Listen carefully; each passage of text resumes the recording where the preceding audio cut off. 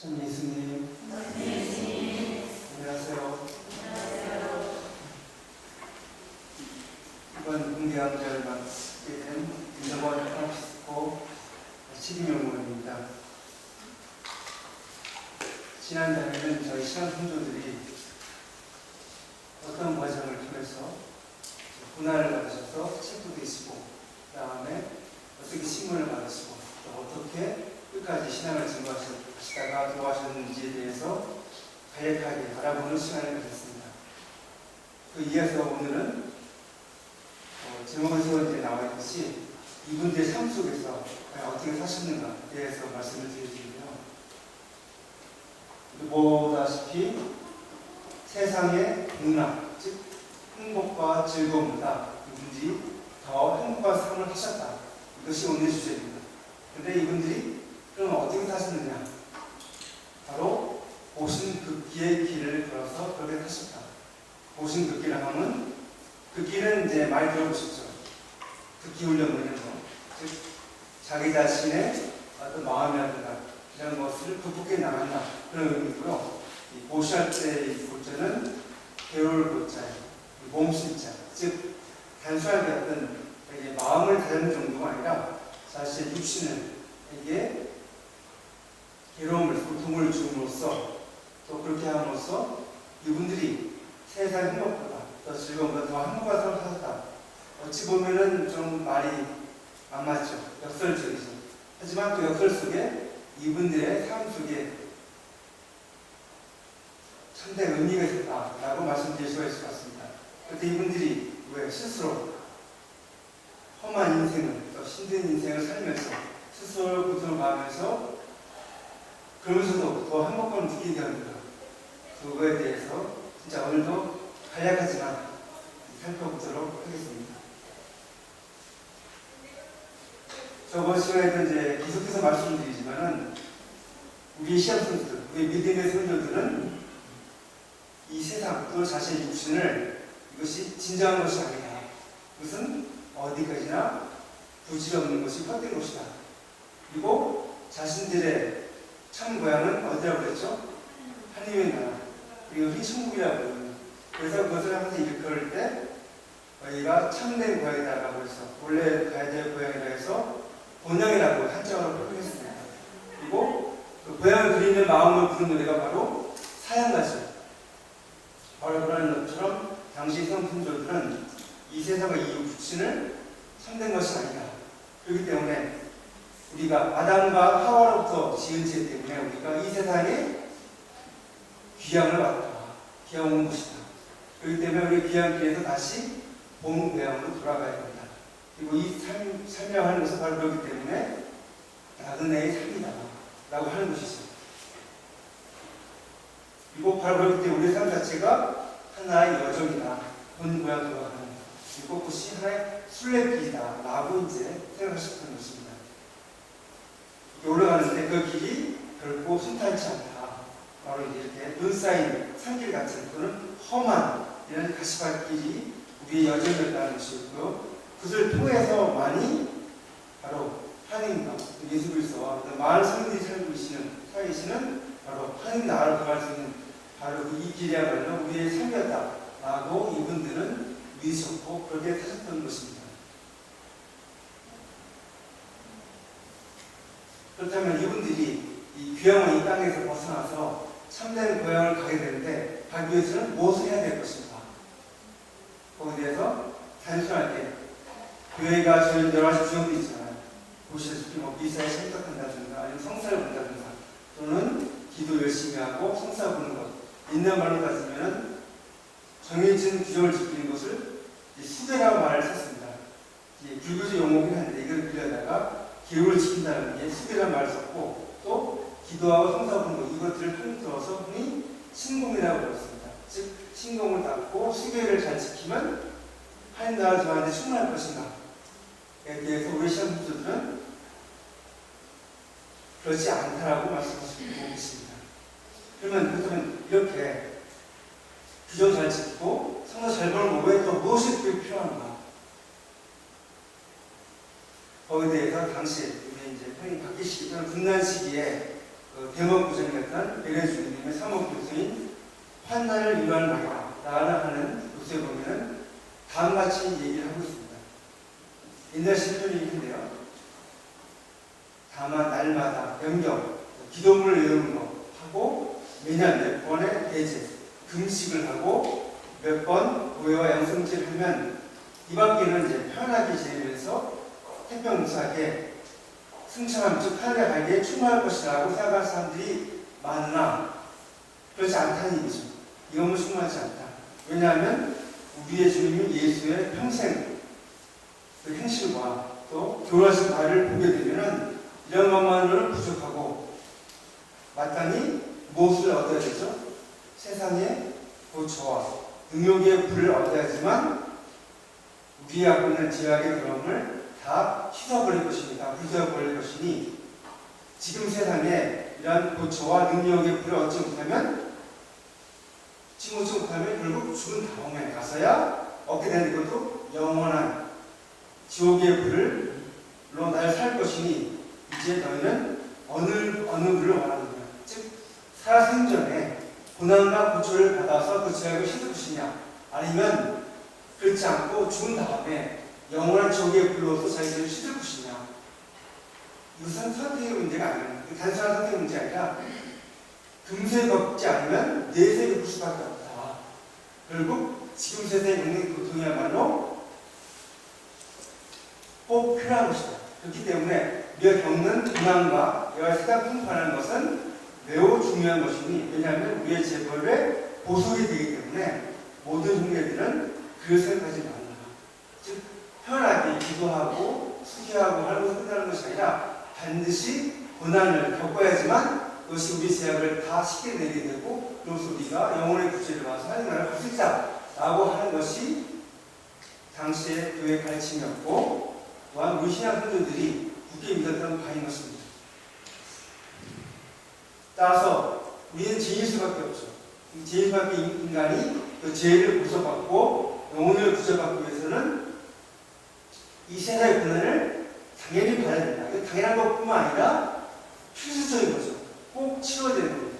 그렇기 때문에 이분들은 이 세상의 고난과 모든 것을 바로 하나의 시험이다. 과거 시험이라고 하는 것이죠. 우리가 하늘을 가기 위해서는 반드시 이 과거 시험을 통과해야지만 갈 수 있다라고 믿었던 것입니다. 그렇기 때문에 베레주님은 이렇게 말씀하시죠.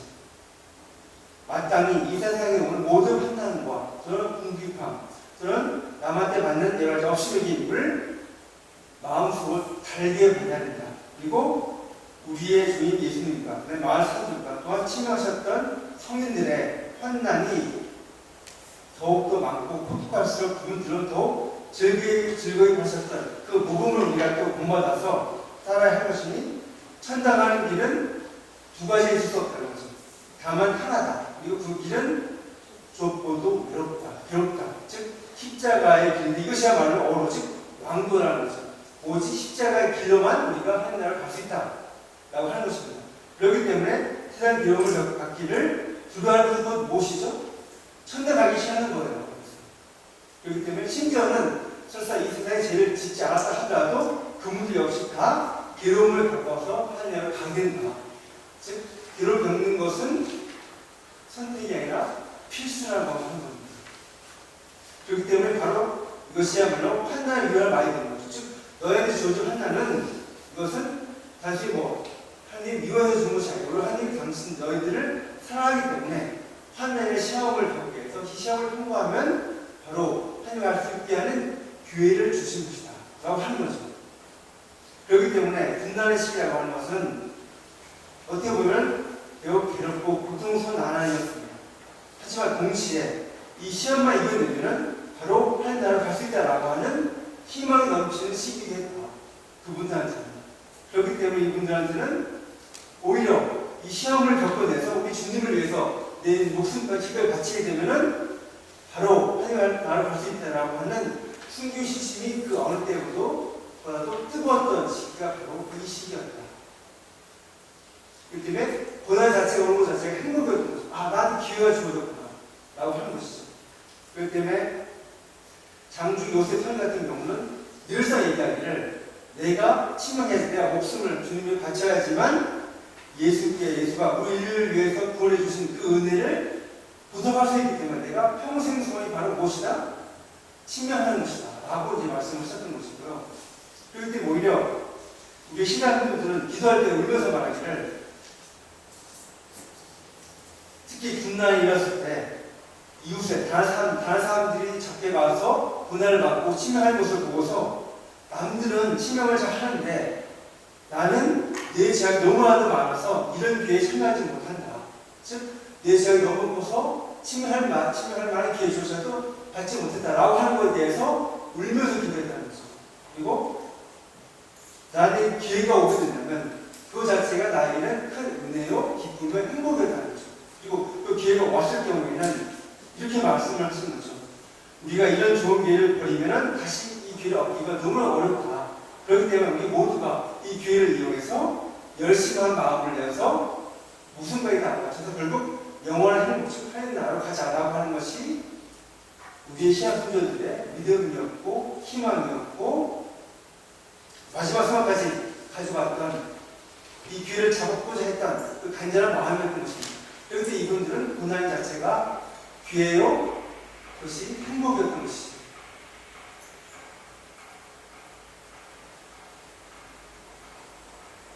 근데 이 하나님의 나라로 가는데 결코 쉽지 않았습니다.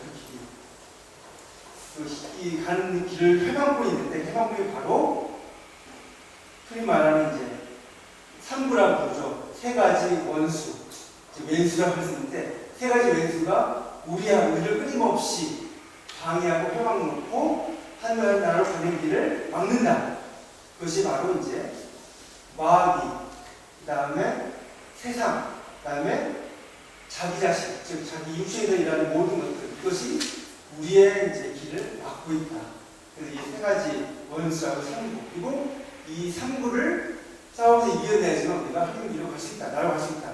그렇기 때문에 이것을 당시에는 아예 전쟁이라고 표현해요. 우리가 삼과 전쟁에 나가는 장수와 같이 믿음으로 우리 믿음을 더 강하게 하고 갑옷을 입고 싸워야 된다라고 하는 것이 당시 신앙선조들의 믿음이었습니다.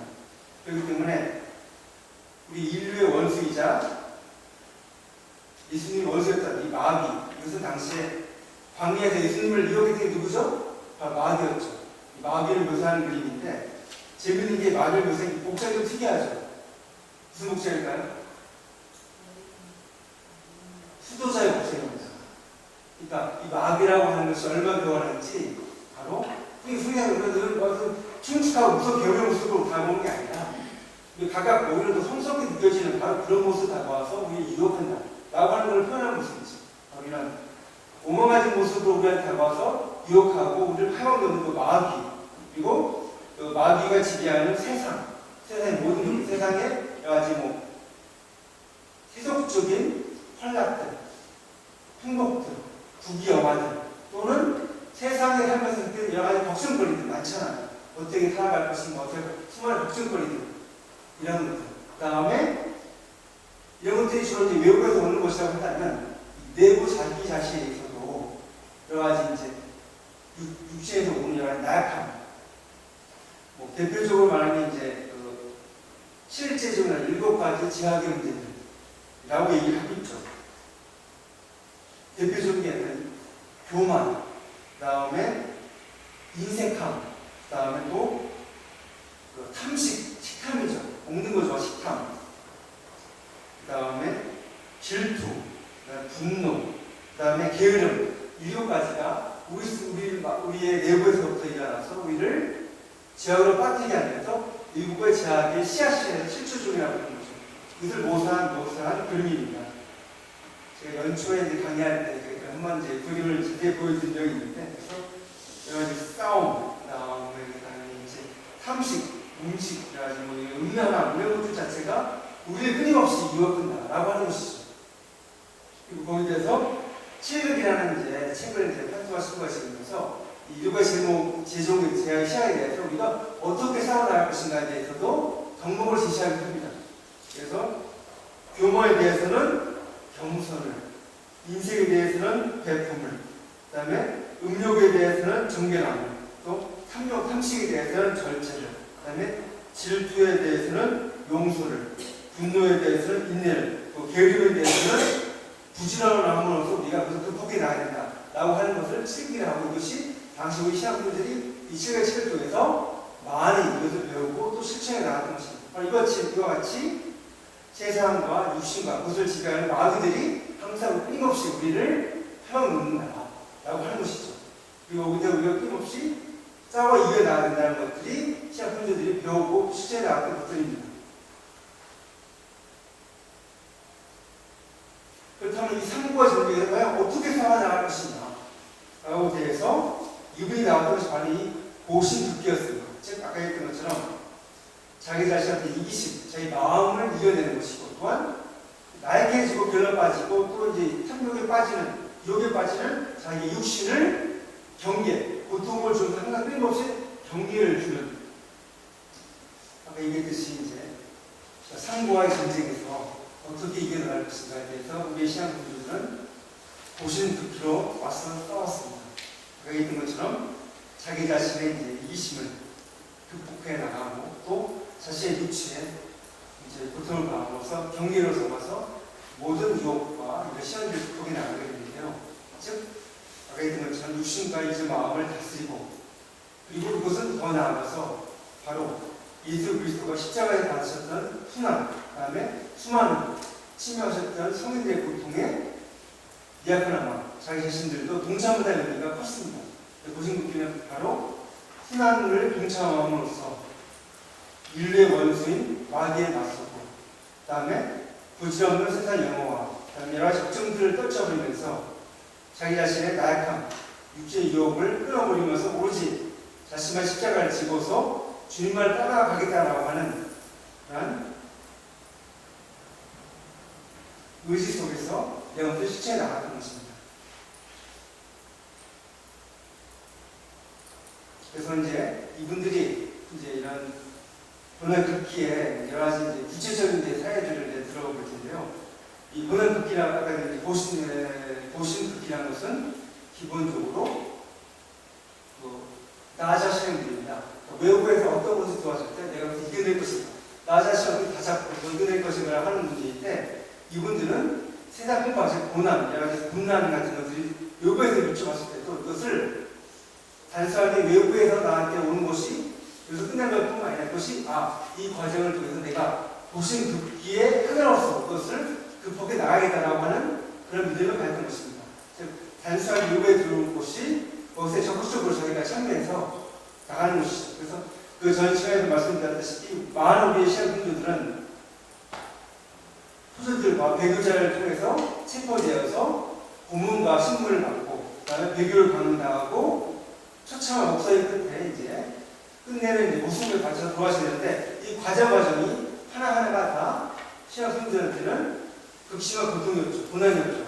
그러나 이 고난에 대해서 우리의 신앙분들은 예수와 성령의 행적을 모범 삼아서 자기에게 주어진 형벌을 이것이야말로 내 자신의 육체에다가 가해지는 하나의 고심이다 라고 생각을 하셨고, 또 수많은 유혹들, 즉 배교의 유혹이라든가 아니면은 네가 한 말만 하면 살 수 있다라고 하는 이런 유혹에 대해서도 이 모든 것을 극복해 나가는 극기의 과정으로 이것을 다 받아내셨다라고 하는 것입니다. 그래서 이와 같이 이제 김영희 본론과 자매가 봤던 불로 지지는 인도로 지지는 정확한 공문의 속에서도 이분들은 성인들의 행적을 이제 생각해 보면서 꿋꿋하게 버텨냈고요. 또 이제 허임 이제 성인같이 똥물을 마셔라라고 아니면 이제 오줌을 마셔라고 하는 이런 인간적인 모욕감에서도 불구하고 그것을 모욕으로 봐야 되는 것이 아니라 주님의 순환을 맛먹을 수 있는, 즉 주님께서 십자가에 달리실 때 뭘 드셨죠? 쓴 포도주 드셨잖아요. 마치 그것처럼 내가 이 똥물을 마시고 이 오줌을 받아 마시는 것이 얘들 교도가 하셨던, 다음에 했던 그것과 무수함과 내가 마찬가지로 동참할 수 있겠다라고 하는 즐거운 마음으로서 오히려 이렇게 이제 보이시다시피 다 같이 그냥 들어 마시고 오줌을 오히려 내 영혼을 씻는 물이라고 그걸 즐겨보셨다라고 하는 그런 믿음이 바로 여기서부터 나오는 것이죠. 즉 형벌이 단순한 형벌이 아니라 내 자신의 육체에 가해지는 하나의 고심이라는 행위고 수행 방법이고 나에게 유혹을 물리치는 것 자체가 내가 극기하는 하나의 과정이라고 하는 것을 받았기 때문에 이분들이 당당하게 끝까지 신앙을 증거하셨고 마지막에는 목숨까지 바칠 수 있었다라고 하는 것이 이분들의 신앙이었다라고 말씀드릴 수가 있겠습니다. 또한 이분들이 기본적으로 이제 침해하는 것조차도 주님의 허락이 없으면은 가능하지 않기 때문에 이분들은 예수님대로 피신해야 했습니다.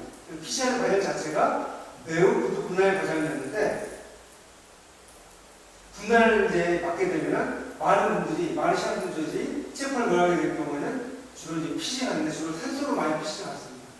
산소에서 생활하다가 어느 정도 이제 바퀴가 이제 잦아지게 되면 다시 내려와서 아니면 근처 와서 교우출을 읽고 나가고 또 읽고 나가서 그걸 바탕으로 해서 복음을 전파해 나가는 과정을 통해서 우리 신앙분들이 바퀴를 이겨내셨는데 그 과정 자체가 결코 순탄하지가 않았습니다. 산중 피시하는 과정 속에서도 굶주림과 추위 속에서 많은 분들이 희생당하기도 하고 불의의 사고도 당하기도 하고 또 피시하시다가도 또 허들의 숙별을 받아서 천국의 경우도 상당히 많았습니다. 이럴 때 이제 많은 신앙분들은 변변치 않죠. 산단 자체가. 그래서 땅을 파고들어 속을 살거나 아니면은 임시로 이제 저희 막사 같은 데 들어가서 피시에 살면서 신경도 없었죠. 신경도 없는 속에서도 굶주릴 주님을 찬양하고 그것을 자체를 하나의 고신 극기의 과정으로 받았던 것입니다. 그래서 당시에 원 플라스티크라는 이제 승도자가 겪으셨던 그 일화를 소개해 드린다면은 군나의 크기라니까 이분이 처자들 모두 데리고 산속으로 이제 숨어 들어가셨는데 거처가 없으니까 땅굴을 깊게 파고 땅굴 파니까 땅굴에 무슨 방이 있고 있는 거 없잖아요. 자리도 없으니까 땅 속에서 그냥 파고 들어가서 모든 가족들이 변변치 않은 옷도 없이 그냥 부대끼면서 같이 살 수밖에 없었다. 정말 10명이 된 사람들이. 하지만 이분들이 비록 양식도 없고 옷도 없고 그렇지만 그럼에도 불구하고 기쁜 마음으로 이런 상황에서 원망함 없이 오직 한 입같이 한 마음으로 주님을 찾는 노래를 시시각각 어느 데라도 항상 늘 같이 부르면서 그 힘든 세월을 보냈다. 그래서 10명이 정확히 7달 동안 통으로서 살았습니다. 7달 동안요. 결국 이제 양식이다 이제 떨어지니까 결국 모든 가족을 이제 이끌고 불 밖으로 나오니까 이 사람 행색이 사람의 행색이 아니죠. 이거에서 살았습니다. 그러니까 그것을 보고 이제 내려와서 밥을 구걸하니까 마을 사람들이 이 사람들 보고서 이제 비웃음이 하나 말이죠. 너희들은 사람같지 않다. 즉 목인 나무 토막 같거나 아니면은 토인 흑사람 같다. 뭐라 지적을 심지어는 어디까지 얘기하면 인체 즉 사람들이시다. 우리가 이제 더러운 거를 뭐라고 표현하잖아요. 돼지고기라고 표현하잖아요. 바로 그처럼 토굴 속에 살던 그 사람들이 사람 같지가 않은 거죠. 일정 말고 옷도 제대로 안 입고 크게 국가 흙에 묻었으니까 그것을 사람 돼지라고 비웃을 정도로 험난한 삶을 살았지만은 그리고 이분들은 그것을 원망하지 않고 그것을 오직 주님을 위해서 주님을 찬양하고 이것이 나에게 주어진 고생극대한 과정이라고 밝혔던 것입니다. 이 과정 속에서 수많은 희생자가 나서 이제 보여드는데 심지어는 이제 이 순막이라고 하는 것은 옛날에 수술 많이 부어서 산소입니다. 수술 부을 때 임시로 지은 이제 천막이거든요. 하는데 어떤 부부가 이 순막에 숨을 들어간 거예요. 그런데 보니까 이 숯이 다 남아있어서 숯을 이제 숯가에다가 같이 잠을 자는데 남편이 한참 잠을 자다가 이상하게 깨어나 보니까 몸을 자기가 움직일 수가 없는 거예요. 보니까 제 이미 하반신은 불에 타서 검게 그러져 있는 거예요. 놀라서 보니까 이미 부인은 숨져 있었어요. 왜 이런 일이 났느냐? 이 숯불에 일산산소 중독에 걸려 죽는 겁니다. 옛날에 연탄가스 중독이 있는 것처럼 그 당시에도 가스에 중독이 있습니다. 그걸 죽은지 아닌지도 그 중독에 있어서 잘 몰랐던 거죠. 사모님도. 이런 과정을 당시에 시장분들이 겪으면서 피해 생활을 했던 거죠. 그리고 중간에 병이 나면 치유할 수가 없으니까 어쩔 수 없이 그 탈중에서 병역을 도모하시거나 아니면은 옷이 없으니까 특히 아이들 같은 경우는 산속에 숨어 있다 보면은 한밤중에 그냥 이러고 동안에는 어느 중에 나왔어요. 이런 과정을 이제 다 겪고도 하셨지만 그럼에도 불구하고 이분들은 이것을 원망하지 않고 고심긋기한 과정으로서 이걸 다 봐주었다. 그리고 그런 분들이 있었기 때문에 우리 신앙 공동체가 이렇게 커졌다라고 하는 것을 다시 한번 말씀드릴 수가 있을 것 같습니다. 이와 같이 세상의 모든 고난과 시련도 다 이것도 나에게 주어진 하나의 시험이요. 이것을 겪어내야 하는 과정이라고 생각했던 이분들은 구체적으로 더 나아가서 내 자신의 육신을 이기기 위해서 여러 가지 방법을 통해서 그것을 이겨나갔습니다. 그래서 한마디로 얘기하자면 육신이 무엇이냐, 즉 모든 제약의 근원인 교만과 탐욕을 눌러버리고 그 다음에 신앙생활에 대한 방해가 되는 자신의 나약함, 그 다음에 게으름을 떨쳐버리는 이 모든 과정을 그걸 시식한다. 매 순간 실천해 나갔던 것인데요. 이것을 왜 이렇게 이제 했냐? 특히 이제 사순절 때 우리가 이제 기본적으로 하는 것 자체가 지금도 금리가 금지를 하지 않습니다. 이것은 단순하게 이제 교회에서 정한 것을 따라가는 것이 아니라 바로 예수님이 옆에서 순환에 동참하고 그걸 통해서 자기들을 보수하는 의미가 있는 거거든요. 바로 그렇기 때문에 이 금융과 금식이라는 것이 자기 자신을 낮추고 또한 금융과 금식을 통해서 이제 얻어지는 또는 이제 저약된 자기 것을 걸어서 다른 이웃에게 나눠준다고 하는 애주 외인의 약간 실천하는 방법이기도 했습니다. 바로 이것이었기 때문에 당시 마을의 신학교들은 금융과 금식에 철저하게 했고 철저했을 뿐만 아니라 보통 경우보다도 더 많은 금융과 금식을 실천해 나갔다. 그래서 어떤 경우에 보게 되면은 이 문제 같은 이 프란시스코라는 선교 같은 경우는 매년 봉제라고 하는 것이 옛날 사선 시기의 예전 말이죠. 봉제가 되면은 즉 금식과 금육을 많이 지켜 몸이 여유 정도 되는 거죠. 얼마나 많이 지켰습니까? 그러니까 그 모친이 자식이 이제 몸이 여유니까 애달 파서 이제 또 왜 그러냐 말리니까 거기에 대해서 아들이 내 입장에서 조만 어머니를 얘기하는 말이 이 죄스럽고 흉한 육신을 자기가 금식과 금욕을 보석하지 않으면 무엇에 쓰릴까? 즉 이 사순 시기에 이 죄스러운 제 많은 육신을 금식과 금욕으로서 보석해야지만 자기 죄를 갚을 수 있다라고 하는 그런 믿음 속에서 이분들이 철저하게 저희 금융과 금식을 실천해 나갔다는 것이죠. 그리고 그렇게 실천해 나간 것 자체를 자기 주변 사람들한테 나눠주었다라고 하는 겁니다. 그래서 그것이 바로 애금자선으로 이제 이루어지는 것이고 그렇기 때문에 바로 고신급기라는 것이 애주메인으로 이어지는 것이었다. 이분들이. 그리고 이것이 단순히 사순절에만 그치는 것이 아니라 평상시에도. 예를 들면 이제 아까 이제 김영희 불론바 같은 경우는 평상시에도 일주일에 2번씩 금식을 일단 뽑았고 일주일에 2번씩 금식을 하고 그 다음에 어떤 분 같은 경우는 이제 1년 동안 점심을 굶는 거예요. 점심을 굶고 그 굶는 거를 모아다가 이제 베푸는 거죠. 그리고 이분은 더 나아가서 자기 자신을 보석하기 위해서 어떤 걸 더 결심했냐면은 내가 담배를 끊겠다. 지금도 많이 하죠.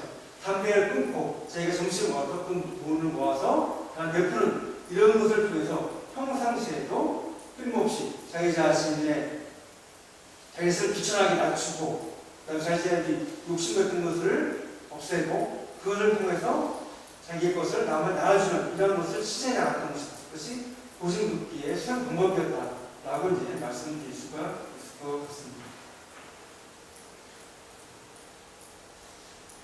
그리고 좀 더 특이한 경우 같은 경우는 우리가 정화사 바울을 통해 아시죠?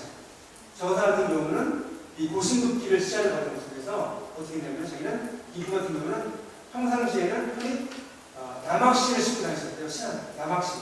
그 다음에 그 식사할 때 밥을 이제 먹는 게 아니라 생쌀을 쓰고 자기 자신을 고심긋게 하기 위해서 이와 같이 이제 좀 더 남다르지만은 그런 의미를 가지고서 이런 것들을 수행했다라고 이제 말씀을 드릴 수가 있을 것 같습니다. 그때 이분들 같은 경우는 당시 정의의 마을 같은 이제 성인의 예를 들자면 이분은 평생에 이제 음식을 소각하여 맛좋은 음식을 만들면 매우 적게 먹고 의복을 검사하여 가볍고 따뜻한 것, 비단어 같은 걸 얘기하는 거 있죠. 도무지 잊지 않고 날마다 성의 행적을 하나씩 보기로 떳떳한 공부를 삼고 묵심과 기도를 오래 하는 그것이 당시 신앙신조들의 삶 모습이었다라고 말씀드릴 수 있을 것 같습니다. 제가 얘기했던 것처럼 정화상 마오로 성인 같은 경우는 센사를 드셨고 또 이게 당시에 이제 정의의 마르코 성인 같은 경우는 어린 아이들을 모아들 이제 모아다 키워주는 성령의 사업에 이제 그 책임자로서 그 역할을 크게 하셨던 분인데 이분들이 이제 항상 이제 가까이 있던 것 자체가 뭐냐면 이제 성행적 즉 성령방이라는 책인데 이 책은 이제 당시의 성인들입니다. 중국에서 이제 들어온 성인들인데 마이아라는 이제 예수 신부님이 쓰신 겁니다. 이 성인들은 365일 하루에 하나씩 한 분씩 성령의 행적을 읽을 수 있도록 편집한 책이에요. 그러니까 365명의 성령의 행적이 이 책에 다 있는 겁니다. 많은 우리 신학생들이 이 책을 매일매일 보면서 성령의 행적을 묵상하고 또 그 부모들 점들 실천해 나간다고 하는 것이죠. 이 모습 그대로 살기를 이분들은 소원에 실천해 나간다라는 것이죠. 이 삶 자체가 바로 예수 그리스도와 성의 삶을 그대로 따라 살렸다는 것을 알 수 있고 이 성인들이 실제했던 고신복기의 그 수행 방법과 그 삶을 이분들도 그대로 따라 하셨다라고 하는 것들입니다. 아까 얘기했던 것처럼 성모님이 평소 살던 공평한 모습에 따라서 가난하게 사셨고 얇은 옷과 아주 최소한의 음식을 드셨던 모습들이죠. 바로 이런 모습들입니다. 그래서 이렇게 이제 그분들은 의식주 가난함을 오로지 주님의 은총을 받아들이고 항상 기도와 공부 그다음에 복음 전파에 열중했다라고 하는 것이 신약 선조들의 삶이었다는 것이죠. 그러니까 고신극기라는 것이 바로 이런 공부와 복음 전파로 또한 이어진다. 애주 A의 정신과 함께 라는 것을 말씀드릴 수가 있을 것 같습니다. 더 나아가서 이분들은 아까 얘기한 것처럼 자기 자신의 나약한 육체에 대해서도 끊임없이 경계하셨기 때문에 거기서 직접적으로 고통을 가하기로 했습니다. 그것은 다른 것이 아니라 바로 예수 그리스도가 가셨던 여러 순환의 고통들이 있지 않습니까? 그 고통들을 어떻게 체험할 수 있는가, 체험하고 분석할 수 있는 것이라는 것이죠. 대표적인 것이 이제 예수 그리스도가 가셨던 채찍질, 로마 병이라는 채찍질을 당하고도 가시관을 쓰셨던 것들, 또 창에 찔렸던 것들, 이 모든 것들을 체험하고자 하는 것들이 특히 이제 중세 때 많은 이제 수도자들이 이것을 실시했던 것입니다. 대표적인 것이 이제 복부에다가 물은 채찍질이에요. 채찍질 스스로 몸에다가 이제 치는 겁니다. 이것이 이제 당시 이런 것들인데, 이런 것들이 이제 당시 시험분들도 이것을 모범으로 따라했다.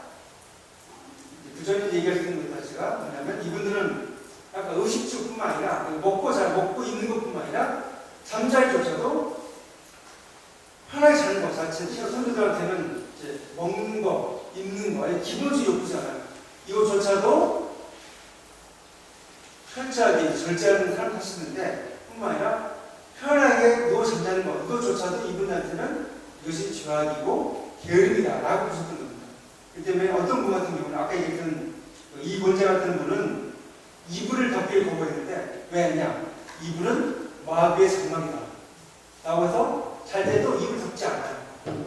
그리고 어떤 분들은 이 추운 겨울 같은데 불을 떼지가 않습니다. 냉방에서 차이차이 차가해서 이제 주무셨다. 근데 이제 냉방에서 한겨울 냉방에서 불을 안 떼고 이제 주무시고 로도 안 깔고 어떻게 보면 마치 이제 감옥 생활하는 거죠. 이분들은 자기 육신을 자기의 나약한 육신, 유익할 수 있는 육신을 스스로 감옥 생활하는 것처럼 이제 냉방 속에서 사신다는 거죠.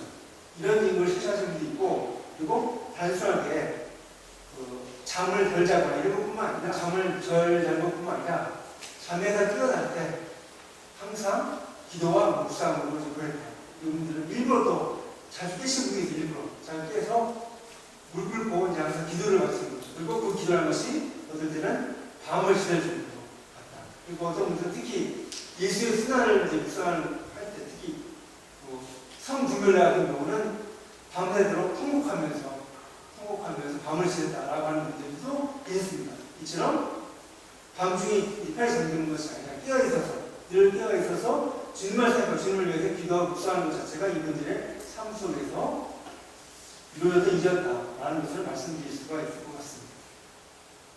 이처럼 스스로 자기 몸이 이제 편안한 것을 이제 두지 않고 항상 스스로를 경계하게 될 때 알게 된 것처럼 그것을 구체적으로 제 몸에 무도를 가하는 방법으로 사용을 했는데,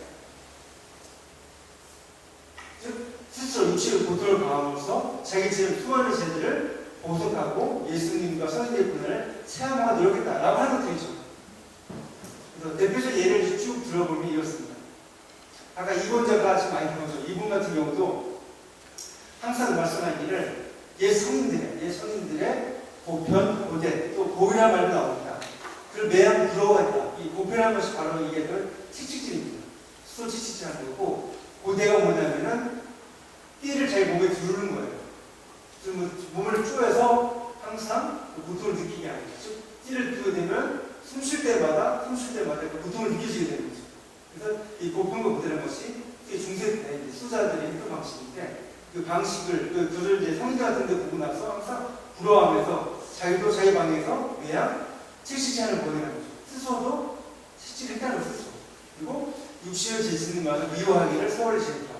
예전에 삼국 전쟁에 얘기했던 것처럼 육신은 나의 원수라고 하는 사람들을 이분들은 보셨던 거죠. 그래서 육신이 항상 자신을 나아가게 하지 않도록 늘 경계하기 위해서 이렇게 채찍질하고 말기도 채찍질하고 경계를 시켰던 거죠.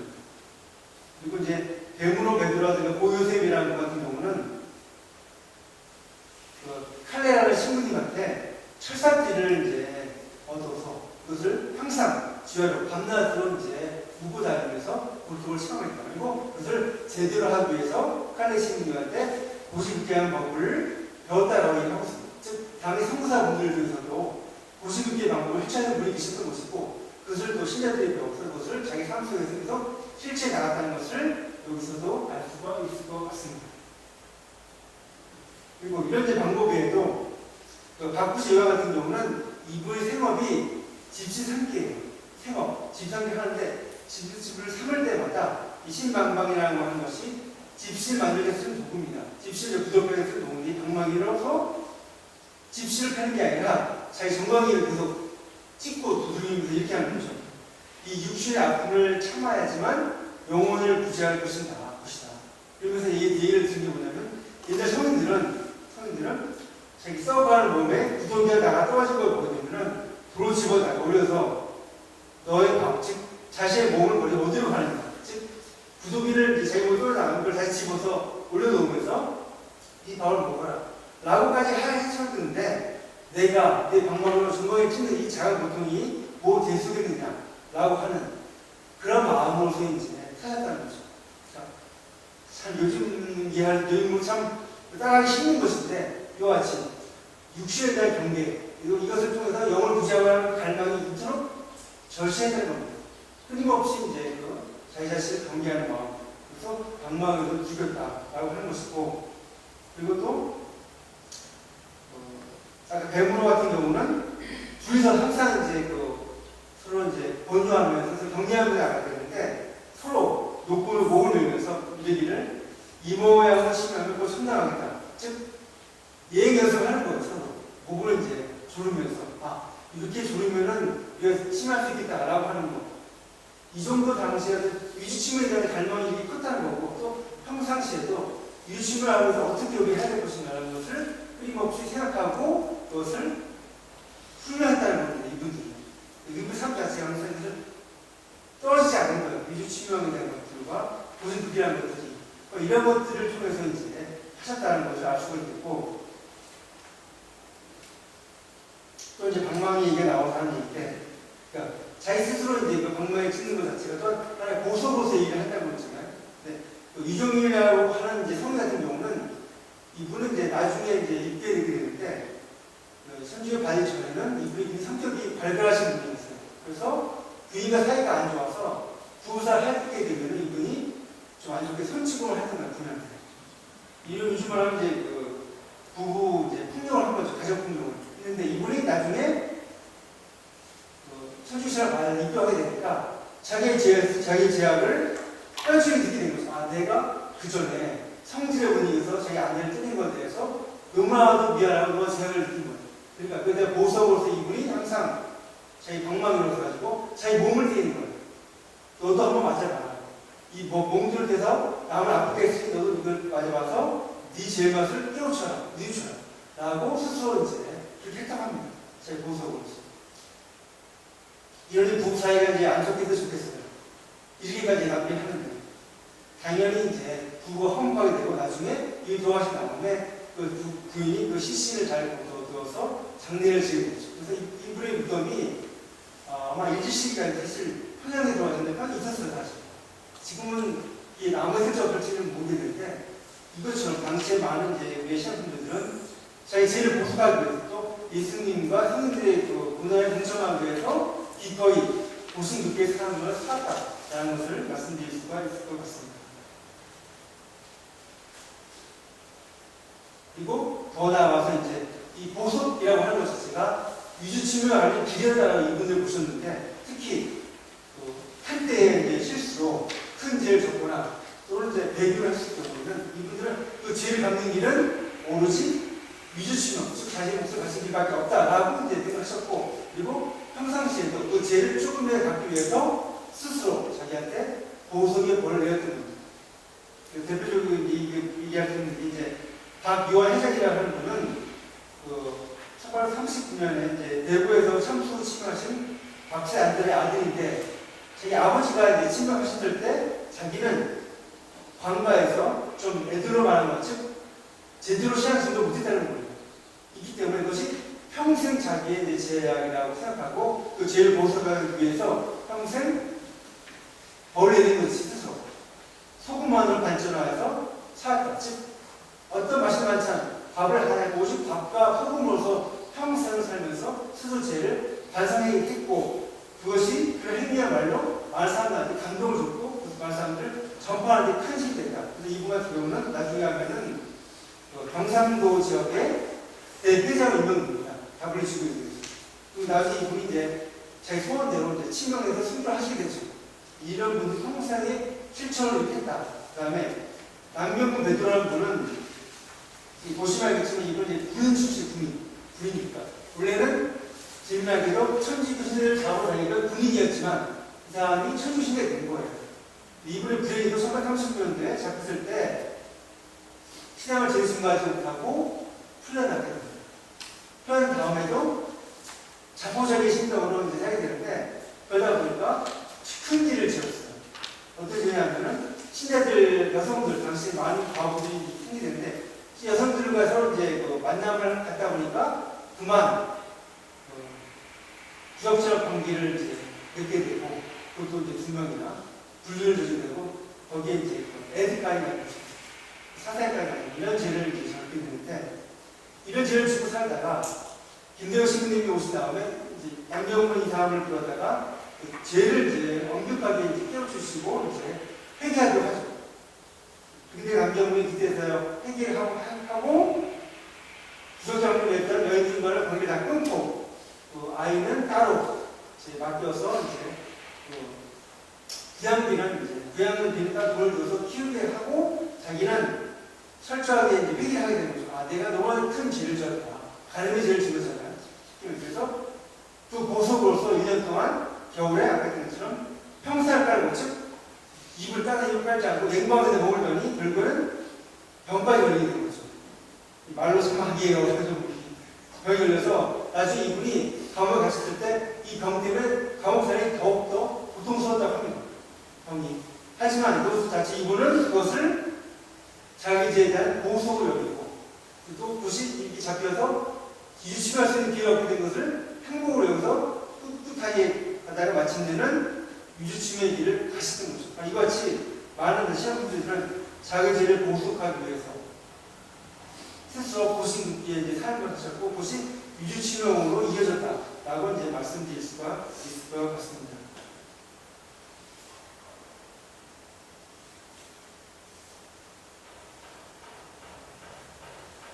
그리고 이제 고심깊게 삶 속에서 또 하나 얘기할 수 있는 것은 어떤 육신의 어떤 유혹 정말 세상의 이욕 이런 것을 떠나서 아예 이 세상과의 관계 이욕에서 떠나서 오직 주님만을 바라며 살 수 있으면 좋겠다라고 하는 주님만을 하게 되면 수도의 삶을 살고자 하는 사람도 많았습니다. 하지만 당시에 그 조선사회에서는 이 수도자의 삶을 살 수가 없었습니다. 분단을 시켰기 때문에 대신 많은 분들은 대신 그 정덕을 지키면서 특히 동정을 지키면서 오로지 주님만을 이제 살고 했는데 이 정덕을 지킨다는 것 자체도 결코 쉬운 게 아닙니다. 특히 이제 여성들 같은 경우는 동정을 살게 되면은 이게 금방 티가 나요. 조선사회에서는 이제 그 가족 윤리를 중시하기 때문에 결혼 안 하는 자체가 이제 그 상상할 수 없었기 때문에 특히 여성이 혼자 산다는 자체가 항상 주목의 대상이 되었기 때문에 어쩔 수 없이 당시 교회에서도 이 동정생활에 대해서는 엄격하게 제한을 줬습니다. 베레스 같은 경우도 아예 아까 그 순시에 뭐라 나오냐면 25세 미만은 동정을 허용하지 않는다. 딱 나이를 받고 25세 이상이 되더라도 반드시 신부의 허락을 받아야 된다. 라고 이제 못 박을 정도로 당시에 동정생활 자체가 쉬운 것이 아니었다. 그리고 이렇게 교회에 이제 허락을 받는다는 치더라도 주의 관계라든가 핍박이 역시 만만치 않다. 특히 가족이 비시자일 경우에는 엄청나게 심하게 박해를 받게 되는 거죠. 여기 이제 보시다시피 이제 그 허기하고 이제 이영이 막달리나 강 같은 경우는 아버지가 선주에 반대했기 때문에 머리채 풀집을 잡고 이제 때릴 정도로 아주 혹독하게 이제 박해를 했는데 결국 이영이 이제 막달리나 같은 경우에는 어떻게 됐냐면은 밤중에 몰래 집에서 나와서 아마 그날이 생일 전날이었다고 해요. 자기 생일 전날에 몰래 나와서 자기의 옷에다가 자기의 피를 미리 붙여서 산속에다가 이제 두게 됩니다. 마치 호랑이에 물리고 우려한 것처럼 그렇게 나와서 숨어있다가 아버지가 당시 이리에서 서울 올라가는데 아버지 길을 몰래 남자 옷을 입고서 몰래 따라 서울 올라오고 그래요. 서울에서 고모집에 가게 되는데 집에서는 난리가 났죠. 생일날인데 애가 없었어요. 아가씨가. 찾아보니까 산속에서 피 묻은 옷을 발견하게 된 거예요. 난리가 났죠. 그래서 아버지한테 사연을 보내서 딸이 큰 일을 당한 것 같아요. 그래서 아버지 내려와서 관과에 신고하게 됩니다. 내 딸이 편을 무료한 것 같다. 그래서 관과에서 이거 수색자로 하게 된 거예요. 일이 크게 벌어지고 있는데 당연히 이제 시체를 못 찾게 돼서 못 찾았지만은 뭐 하나에서 무료했다고 생각하고 일종의 이제 사망성을 한 거죠. 그러다가 나중에 딸이 사인을 알게 된 거예요. 그때도 아버지는 이제 그 정도 하니까 어쩔 수 없이 내 벌기를 하지만은 그래서 혼자서 살면서 자기 이제 과부된 언니와 살면서 어렵게 실장을 살면서 이제 살게 됩니다. 그래서 당시 많은 동정녀들이 동정녀와 과부끼리 모여서 하나의 공동체를 이루어 살게 됩니다. 그래서 삭발질을 하거나 아니면 실장사거나 아니면 뭐 간단한 소모, 망골차 이런 걸 통해서 어렵게 살면서도 이분들은 자기 신앙을 키워나갈 뿐만 아니라 적극적으로 그에 큰 이바지 한다. 즉 이분들은 특히 방불량사 같은 경우는 도와다니면서 복음을 전파하기도 하고, 즉 남자들이 이제 들어가기 힘든 남의 집에 들어가서 죽음 위험에 있는 어린아이에 대한 계세를 준다든가 이런 걸 통해서 많은 복음 전파에 큰 일을 역할했던 것이 바로 이러한 동정녀들도 과부들의 신앙 공동체였다라는 것이고요. 이분들이 단순히 자기 어떤 신앙뿐만 아니라 전체 교회의 복음 전파에 큰 역할을 했다는 것을 말씀드릴 수가 있을 것 같습니다. 그리고 여성들뿐만 아니라 남성들을 중에서도 이제 동정을 이제 맹세하고 그를 지켜나갈 사람들도 꽤 되세요. 그 다음에 또 과부처럼 환부라고 해서 호라비들이 있고 남자들도 호라비들도 굳이 결혼하지 않고 호라비 생활을 유지하면서 우리 신앙에만 몰두하시는 분들이 계십니다. 보통 부모 자식과 처와서 아내나 아이를 일찍 잃어서 보통 20대나 30대 때 호라비 되는 사람들이 많거든요. 이분들도 평생을 이제 수정을 하면서 이제 교회일에 이제 헌신하는 분들이 꽤 많고, 또한 이제 일부러 동정을 지키고 계시는데 대표적인 정화상 바울 같은 경우는 이분은 어떤 게 소원이냐면은 저희는 신학 공부를 통해서 사제가 되겠다라는 희망이 있기 때문에 이분이 이제 42살 돌아가시게 되는데 그때까지 동정을 유지했습니다. 오로지 신학 공부를 하기 위해서. 그리고 또한 이제 황석주 같은 경우는 이미 결혼을 제가 사제가 되겠다는 그 희망을 가지고서 당시에 주교님이었던 페르 주교님을 얘기합니다. 내가 비록 아내가 있지만 아내와 헤어져서 내가 시작을 하고 싶다. 이제 특별한 예가 있거든요. 이런 선구지 같은 경우에는 특별하게 그 호락이라든가 아니면은 그 부부가 아내와 헤어져서 그 시작 공부를 하는 경우를 예외적으로 얘기해 준 경우가 있습니다. 대표적인 경우가 바로 우리나라 최초의 신부님은 중모 신부 같은 경우는 원래 이제 이분이 호락이셨어요. 결혼을 한번 하셨는데 일찍 상처한 다음에 이분이 시작 공부를 통해서 신부가 되신 경우거든요. 그 때문에 당시에 홍석도 같은 경우도 자기의 이제 아내는 자기 조카한테 맡겨놓고 자기는 따로 나와서 이제 시작 공부를 하고 했습니다. 하지만 당시에 이제 이런 그 요청이 교황청에 받지 않기 때문에 신고되지 못했지만 이거는 부부는 계속해서 부부와의 성생활을 계속 영위해 나간다라고 하는 것이죠. 평생. 실제로 아까 이제 정읍의 말 같은 경우도 자기 부인과는 항상 딴방을 쓰면서 수영생활을 했었던 거예요. 평생. 근데 이분도 자기는 자식이 없어요. 대신 아까 된 것처럼 아이들을 이제 모아다가 키워서 이제 하는 역할을 했던 거고 이런 분들이 이제 몇 분 계시다. 즉 부부 사이에서도 수정 부부가 있고 과부라든가 아니면 호라비 그런 동정남들이 수정 사역을 하면서 자기 신앙을 키워나가고 동시에 그 당시 신앙분들 교회를 위해서 큰 역할을 하였던 것이 그 당시의 신앙분들의 모습이었다라고 하는 것입니다. 하지만 이렇게 동정사를 하는 것 자체가 결코 쉬운 것이 아니었다. 즉, 물론 외부의 핍박과 반대도 많지만 스스로도 동정사에서 어떤 육신의 유혹이 적지 않다는 거죠. 남자 같은 경우도 당연히 있었을 거고 여성들도 마찬가지였다라고 하는 것이 그래서 대표적인 이제 우리가 아까 정화사 바울을 얘기했었는데 정화사 바울과 함께 그 남녀로서 이제 그 동정사했던 사람이 바로 정정 에리사벳입니다. 이분도 동정녀로서 상당히 유명하시기도 하고 신학 공동체 안에서도 큰 역할을 하셨던 분이신데 이분은 역시 가난한 편에서도 이제 사람들 복음 전파에 힘쓰고 또 없는 살림에도 남을 위해서 베푸신 분도 많이 하셨던 분인데 이분도 거의 이제 44세까지 동정사를 계속 유지하시는데 이분 스스로 하시는 말씀이 내가 동정사를 게 너무나도 힘들었다. 내가 한 30대까지만 해도 괜찮은데 오늘 갑자기 결혼해야지 라는 생각이 들었다는 거예요. 이분이 스스로가. 그걸 유혹시달했다는 거예요. 그래서 그것을 극복하기 위해서 어떻게 했냐면 이분 스스로가 또 스스로 작가, 즉 매진했다는 거예요. 스스로가. 그런 이제 생각이 들 때마다 동영상을 유지하기 위해서. 마지막 이분이 이제 감옥 갔을 때 편집에서 무슨 말씀을 하시냐면은 내가 군단을 만나서 침략하는 것이 동족을 지킨 거에 비하면 이게 맛이 단 꿀과 같다. 즉, 제가 잡혀서 고난을 받고 침략하는 것이 동족을 지킨 것보다 더 쉬웠다는 거예요. 동족 지킨 것이 더 어려웠다. 자기한테는.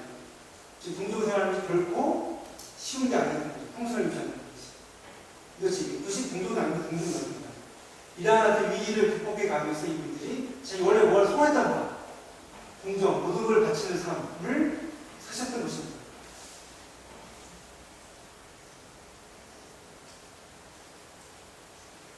그리고 이제 바로 이제 이게 당시 정화상과 그다음에 정정인, 그다음에 어머니 유칠칠이야.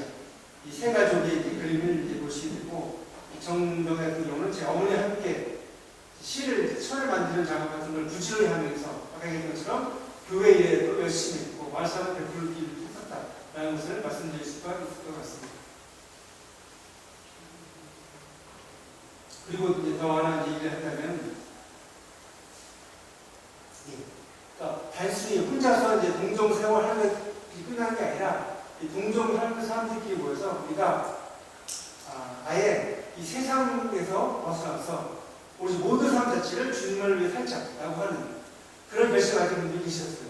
그래서 이분들은 교총들도 산골에 있었는데 그 산골에 교총보다 더 깊은 산골로 들어가서 최소한의 어떤 그 생계 유지를 위한 일만 노동만 하고 나머지는 오로지 주님만을 위해서 기도 생활과 하는 것을 몰두하는 그런 삶을 사셨는데 대표적인 게 이제 간 그레고리오와 신 그리산도라는 이 두 분입니다. 이분들은 둘 다 치명하셨는데 간 그레고리오는 치명 당시 20대였고 신규사님이 50대였습니다. 그러니까 이분은 50% 동안 동족을 유지하면서 사셨던 분인데 이분들은 둘이 서로 이제 뜻을 모아서 우리가 사회되어 살자 대신 함부로 할 수 없으니까 시부님한테 허락받자 라고 해서 답을 주교님한테 가서 여쭙습니다. 우리가 이렇게 살고 싶습니다. 그러니까 답을 주교가 너무 깊은 데 들어가면 이게 또 불통할 수 있으니까 너무 깊은 데 들어가지 말고 적절하게 하라고 해서 이제 이분들이 공주있는 산속에 들어가게 됩니다. 그래서 이분들은 산속에 들어가서 집을 따로 짓는 게 아니라 불 같은 걸로 불 모양으로 집을 토구를 하나 만들어서 집을 만들고 사회대 곡식을 농사를 좀 지었습니다. 왜냐하면은 겨울에는 이제 농사가 없으면 실내에 나오지 않으니까 겨울을 대비해서 최소한의 곡식을 이제 심고 평상시에는 오로지 풀뿌리와 산풀만을 뜯어서 먹었다. 나를 살았던 거죠. 그리고 이제 두 명이 있으니까 역할을 분담해서 좀 더 나이가 많은 간동, 이 동일하게 하는 사람 이름이 아니라 그러니까 아이 동자인데 즉 동정나무 의미합니다. 보통 김동, 안동이 나오는데 이게 어린아이, 자녀하지 않는 사람, 또 동정나무를 이제 표시하는 거거든요. 간동, 나이가 많은 간동은 밥을 짓고, 또 신동은, 신귀산들은 밭도 파고, 밭도 이루고, 또는 이제 글씨 쓰는 직업, 즉,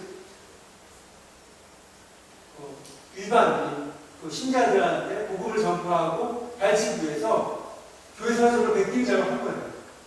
그 작업을 하면서 그것을 대답할 수도 있고 백번 이렇게 하면서 이분들이 두 분이 힘을 합쳐서 산 속에서 이제 살다가 1년 내내 더운한 시원한 그러다 이분이 나중에는 이제 어쩔 수 없이 이제 군난이란 다음에 내려오긴 했지만 이분들이 두 분의 이제 삶 자체가 영광을 한몫하고 너무 모범적인 이것을 보고서 저 살아야겠다라고 해서 천주교 들어서면 나왔다 할 정도로 이 두 분의 이 동정나무 이분의 같은 삶 자체가 매우 이제 큰 감명을 주었다.